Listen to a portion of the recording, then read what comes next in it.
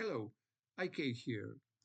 Some correction to my previous video. When I said, when we delete category, we deleted all article, what is in hard deleting process, what is in that category. It is not true. We have a table category article, and when we delete category, hard delete, we delete all row in category article.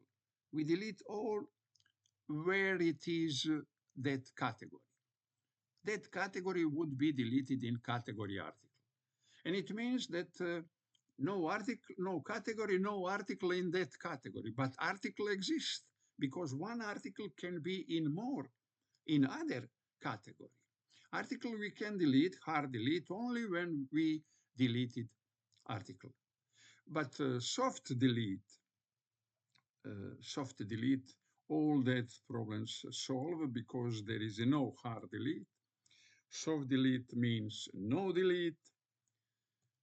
And all data, all history we have in our e-commerce. Thank you for watching this video.